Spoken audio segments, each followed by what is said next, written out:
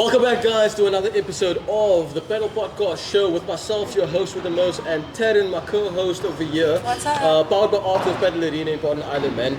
Today on the podcast we have someone very special. I don't think there's enough words to describe this man. The man, he the myth, the legend. Yeah, no, everything in itself. This has been long awaited for him to come to our studios. Our arena. He was here before, but we didn't shoot. But that's fine because he put on a spectacle of an exhibition match for us in December.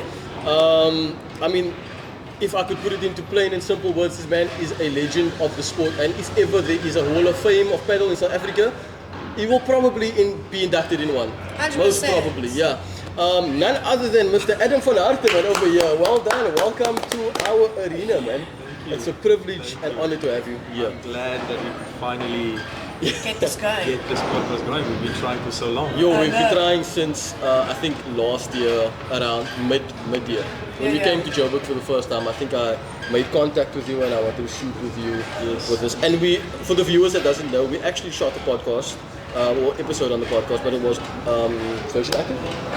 It was on the course in version active in Johannesburg. Yeah, and we didn't air it because it was just one of those things, man. We live and we learn. But now we are here, man. Adam, to get straight into it, we have some rapid fire questions for you from the community that wanted to know a few things from you. So to get straight into it, to an icebreaker, the first question that I got asked was, did you have any pre-game superstitions?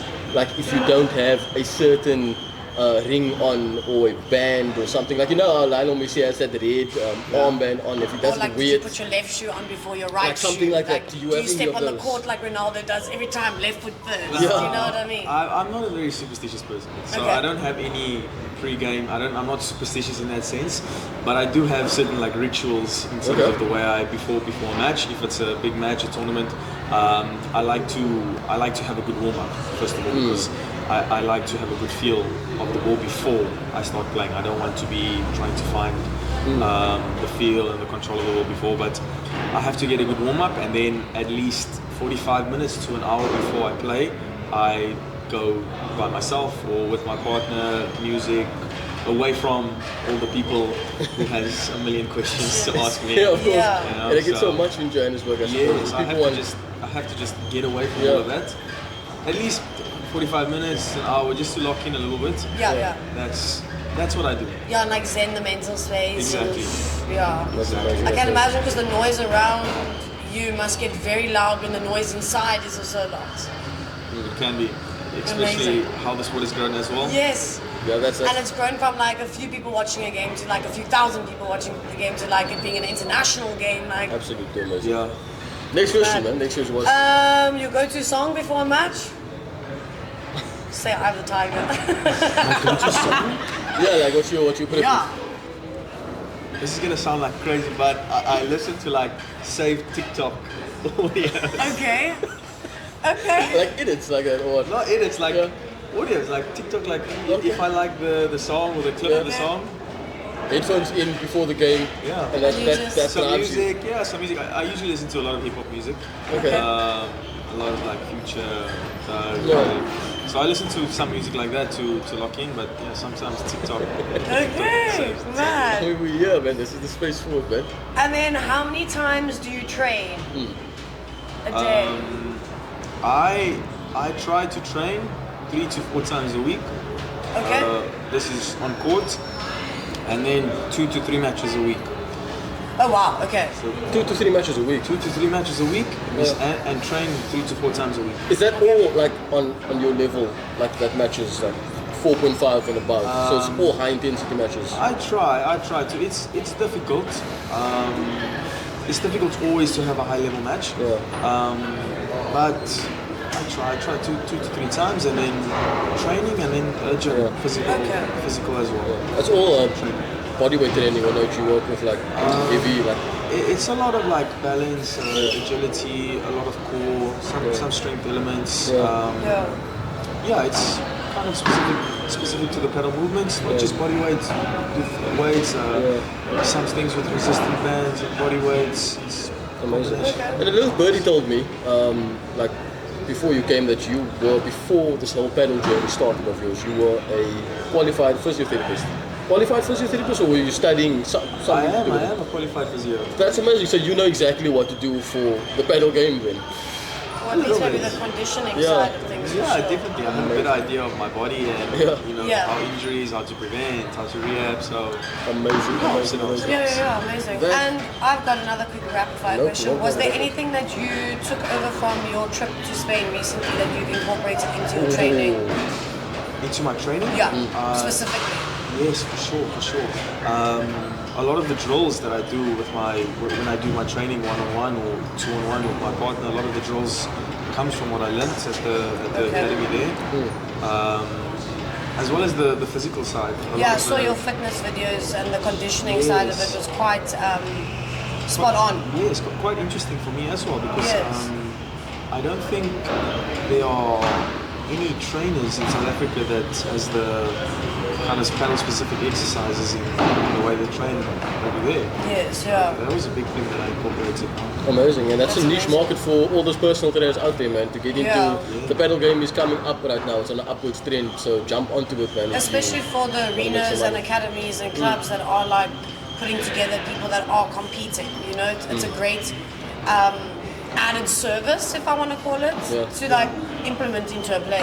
And I can't also say how important the physical side of the sport is. I mean, a lot of people think that the sport, well, it is easy.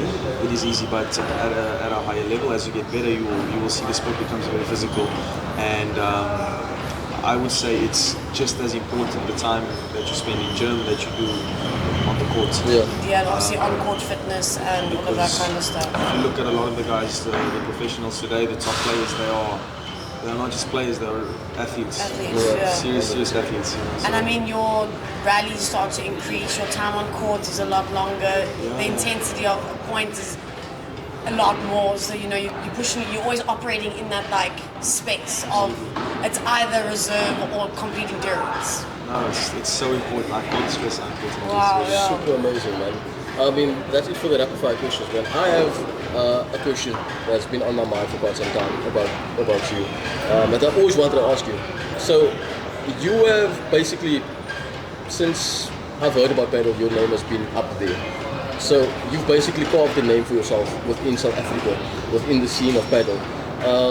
Since the start of your journey, has there been, what was the point, the pinnacle point, the turning point for you to decide that, okay, I'm going to put down the physiotherapy gloves, or I don't know if you wear gloves for doing physiotherapy, but you are now going to pick up a racket and this is your journey now. What was that moment that you decided that, okay, cool, this is for me? I started playing paddle at the end of my third year of studies. Physio is 4 years, so towards the end of my third year, I started playing, and I grew quite naturally into the sport.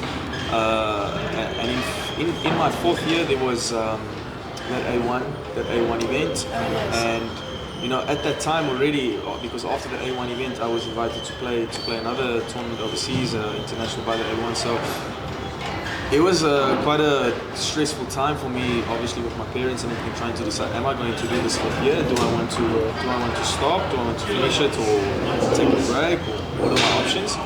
And it was my mother that, naturally, of course, that insisted I finish my studies. So I did, and so after fourth year, you have to do ComServe, your community service, and that was last year.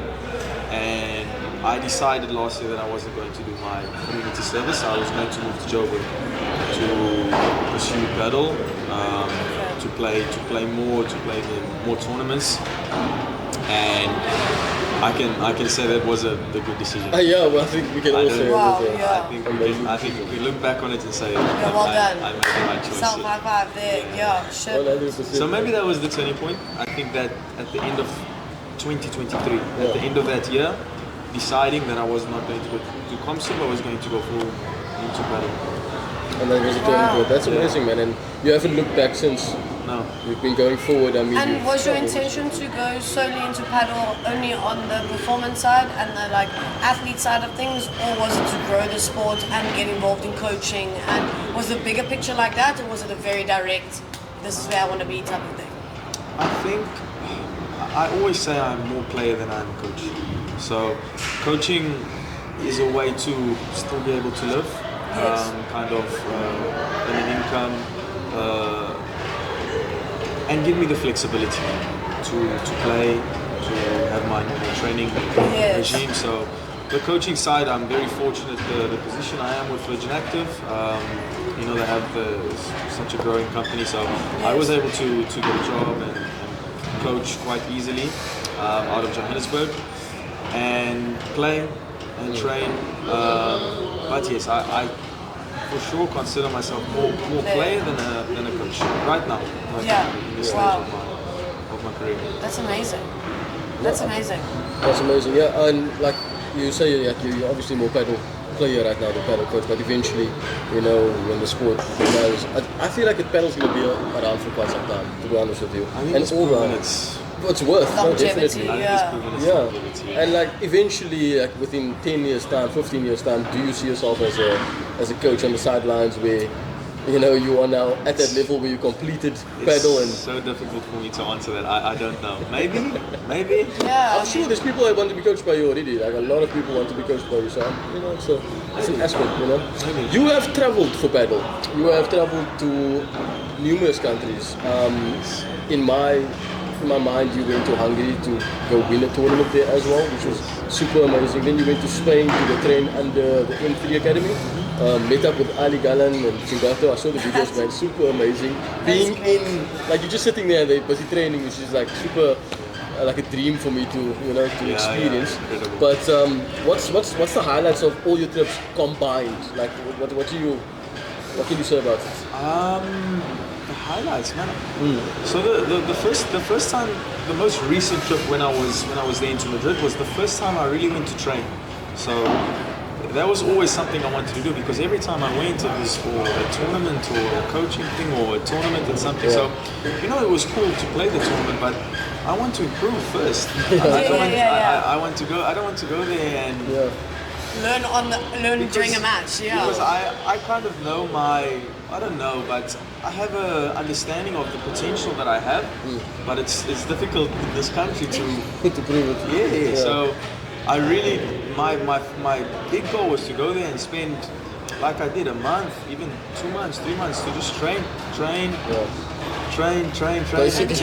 more. Yeah. So I think that was the most recent trip was really, really good for me because coming back I can for sure feel a difference just in my understanding and the control, my decision making. I just feel more comfortable on the court. Yeah. I think previously I was like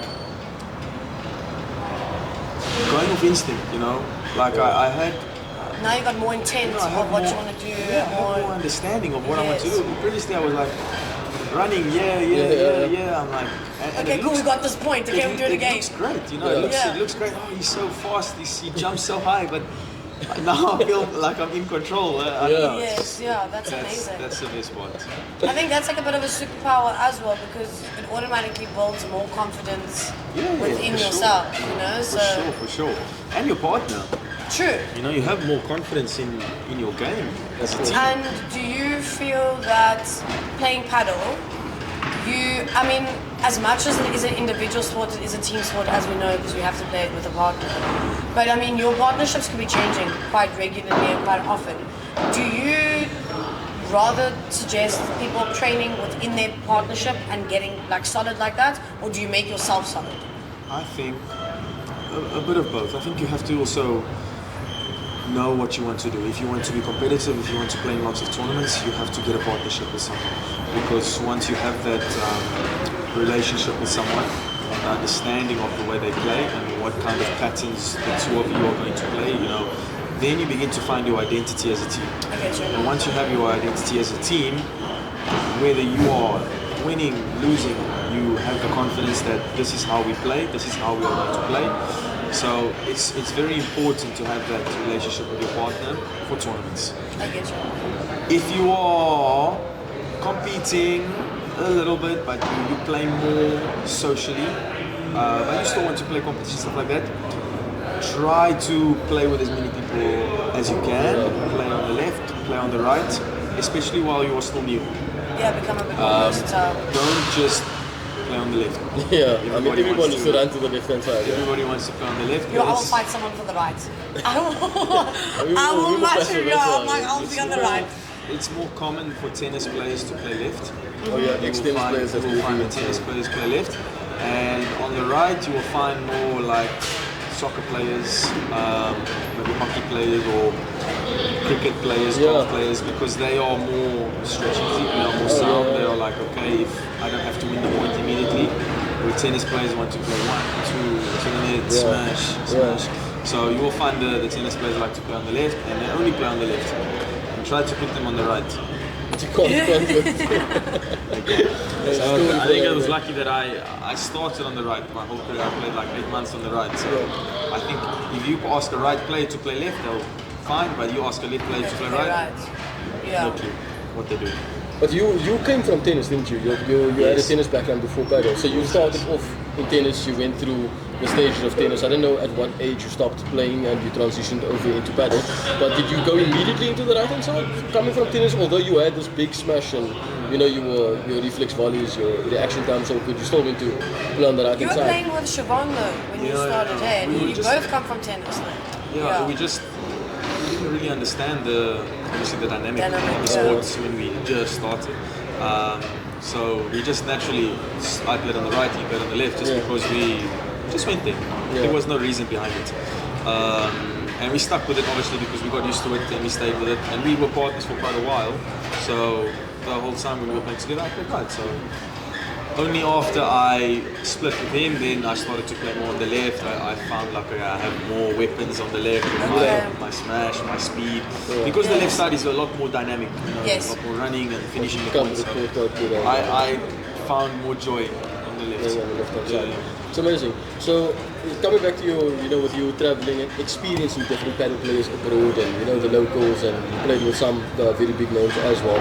What can you say about South Africa's Padel game? Knowing that you have traveled, so you've experienced out there, coming back into our sport, having people like at your disposal like Richard and Iggy, them that is obviously like on that level as well.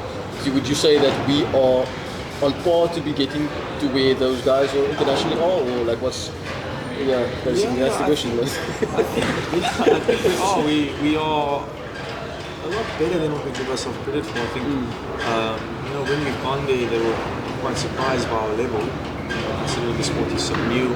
But they know how popular the sport is here, so they know how much it's growing and all that. So I think the biggest thing is just the knowledge. Number one. The knowledge and the infrastructure with regards to the academies and the training setup, because we don't have many academies here where you can go and train with coaches, with good coaches. So that's the biggest thing. We all just we play matches, we set up a game one at a time, and that's how we get better. But to really get better, you have to train.